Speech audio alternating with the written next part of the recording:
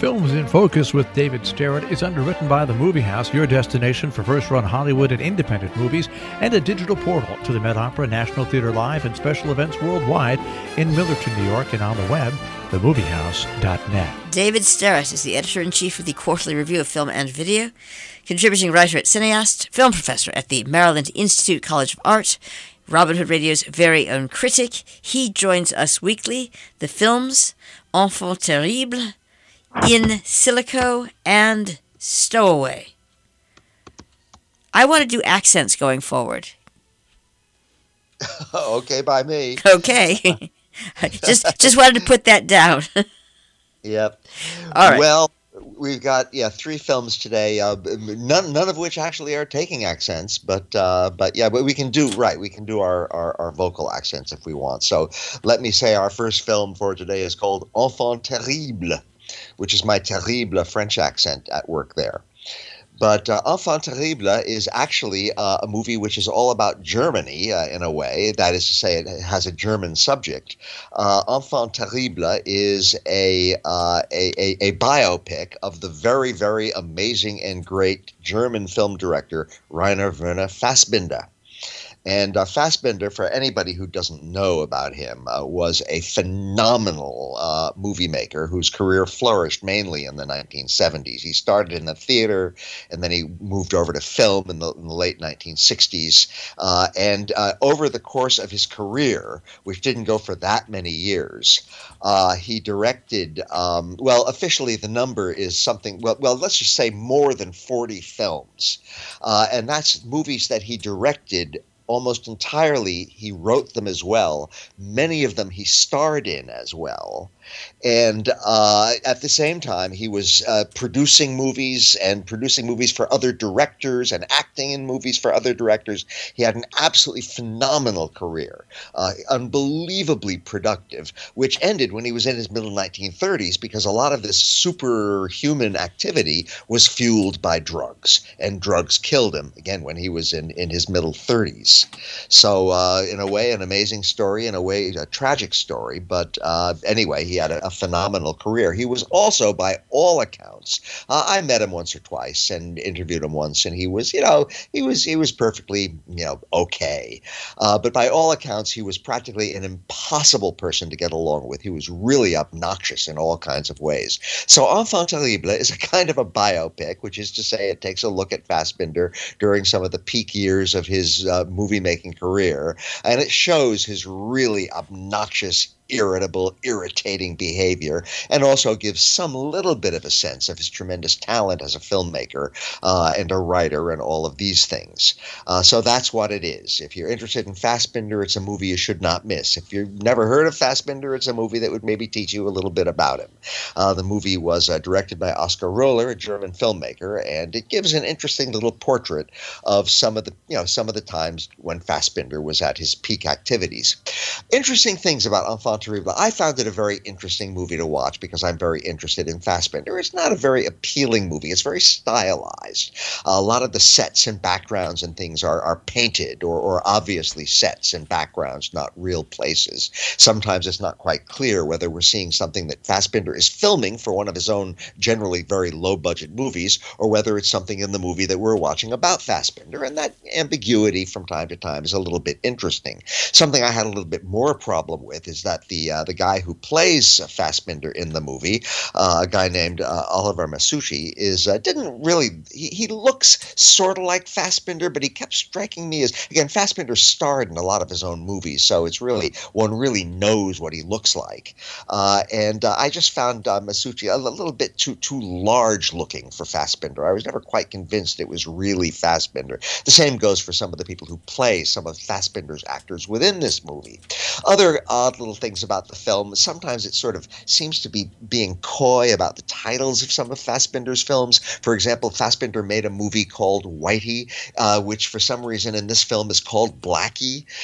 It's a little bit odd in some respects. But overall, I thought, by the way, also one of Fassbinder's, maybe the sort of magnum opus of his career was a movie he made called Berlin Alexanderplatz, which was originally made as a TV miniseries, something like 14 hours long. And it's not even even mentioned in this movie, which I thought was very, very peculiar.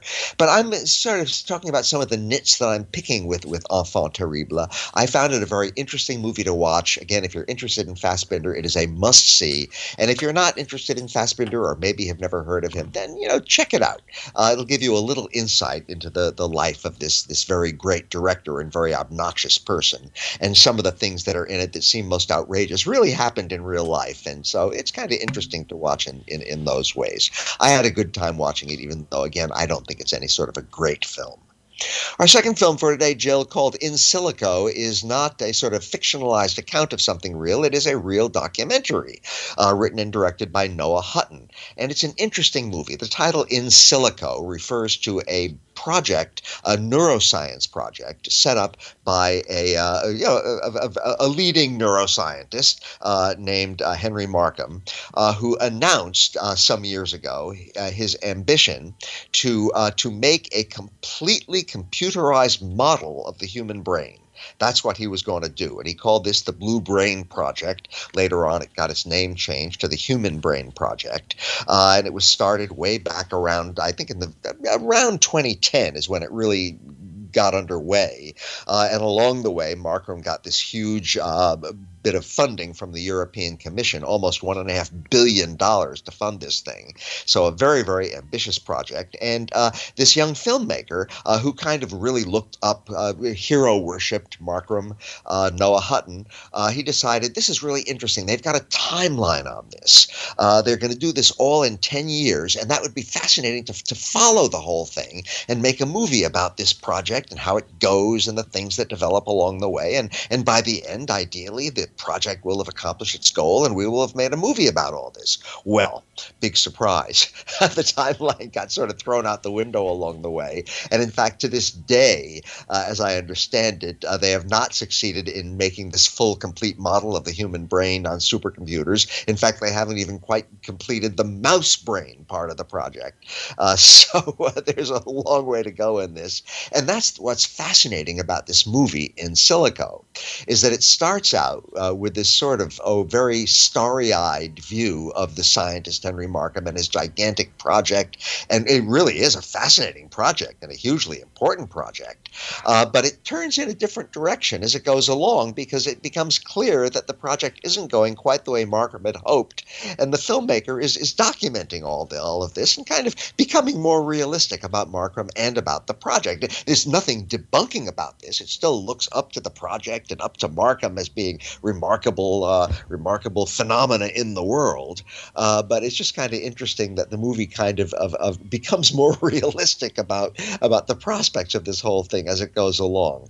So it's really, really interesting. And then other things happen along the way, which is that other scientists, first of all, the filmmaker, Noah Hutton, starts to interview scientists who are critical of Markham and his project and who just feel it's misguided or it's never going to accomplish its goal or it really should be going in another direction altogether and this is not the way neuroscience should be done. And then Markham and his crew become very critical of Hutton for interviewing these other critical scientists. And so you get a little bit of feuding going on that way. At one point, a whole bunch of neuroscientists wrote and published an open letter against Markham and his project, which also becomes a part of this film. So really, ultimately, the movie becomes, it certainly is very much about Markham and his huge, gigantic project and about the goals of it and about the problems that rise up along the way and about the huge challenges of doing interdisciplinary science like this. But it's also very much about the squabbles that develop along the way. And the disagreements and the ways that scientists can kind of turn on each other and be critical of each other, sometimes in very nice, polite, lofty academic ways, and sometimes in ways that are not quite so nice and polite and lofty and academic.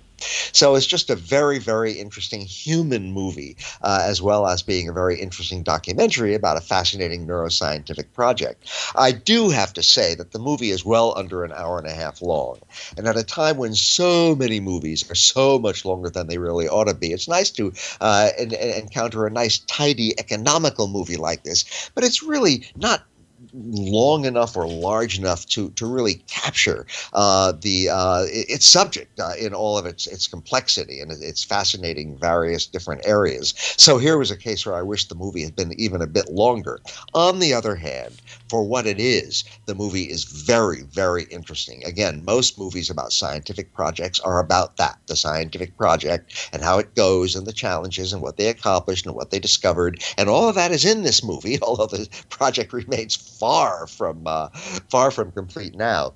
But it's also very much about the kind of squabbles that develop, and it's about the filmmaker's own evolving view of the subject of his own film. So I just found the movie very, very interesting and very fun to watch. And it's not only a very interesting science movie, it's a very interesting human movie. So I really do recommend In Silico. It's one of the better documentaries that I've seen in recent time. And our final movie for today, Jill, is a movie called Stowaway, and it is now science fiction. So we're out of the science documentary field into the science fiction field.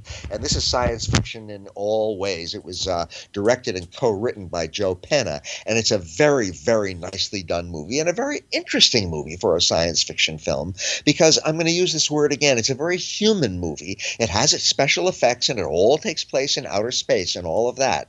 But it has a very small cast, just a few characters on this spaceship, and that's all the people that we see or even hear from along the way. A fascinating little quirk of this movie is that a lot of these astronauts, while they're on their spaceship far away from Earth, are talking with people back at mission control and all this, but we don't really get to hear what the people are saying over the radio communications and so forth. We just hear these little muffled little sounds. So we're not only seeing only the handful of people who are on the spacecraft, but they're pretty much all we're even hearing during the course of the movie. So here's a movie about the great expansiveness of outer space, and yet we have a very small cast, and the focus is completely on these people in this ship.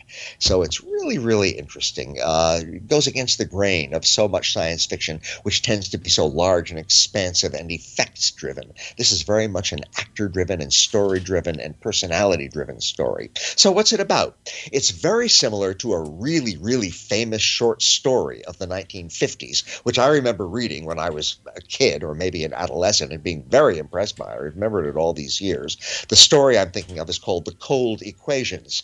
And the basic premise of it is you have these people on this spaceship and they're way in the middle of outer space and there's no way they can return to Earth and they're on a mission, and it turns out there's a stowaway aboard. And the reason that makes a huge difference to all concerned is that there is only just so much oxygen on this ship, and it's just enough oxygen for the handful of people who are supposed to be on the ship. And now there is an extra person, so what is going to happen? And as the short story's title suggests, The Cold Equations, there's just no way that people can get out of this in some graceful, nice ending for everybody. Somebody is going to have to leave the ship, or else they're all going to die. And that's what that story is about. So this movie is not exactly based on that story, although the story has been adapted more than once in various media. The movie goes off in different directions, but that's the basic idea of it. We have, this is just so Hollywood. We have the, even though this is a German-American co-production, we have the racially, ethnically balanced crew, played by played by Daniel Day Kim and Anna Kendrick and Toni Collette. And then it turns out that the stowaway is a black man played by Shamir Anderson. And so there they are, and they're out there in the middle of space, and the three crew members are getting along just fine, and they're on the big mission, and they're on their way, and it's all going to happen. And then pretty early in the movie, they discover the stowaway, and okay, we're all going to see what we can do here, and we're going to make this work, and everything's going to be fine. And then it turns out that the oxygen supply is not as reliable or exactly really what they thought it was. And so the movie certainly has adventure scenes in it. It's not just people sitting around the cabin and stewing about it. There's adventure scenes. There turns out to be some oxygen in a very, very far away part of the craft. So there's this harrowing spacewalk where they have to go along this long sort of extended pole that goes out into space, and is somebody going to fall off and disappear into space? So there's definite action and adventure in it in that way, but it's kind of intimate action and adventure. Again, everything very focused on the human beings, the human bodies, the human personalities who are involved. The movie is really well acted. Anna Kendrick, Daniel Day Kim, and Shamir Anderson, Toni Collette are all really, really good. The special effects are fine, but never showy or ostentatious.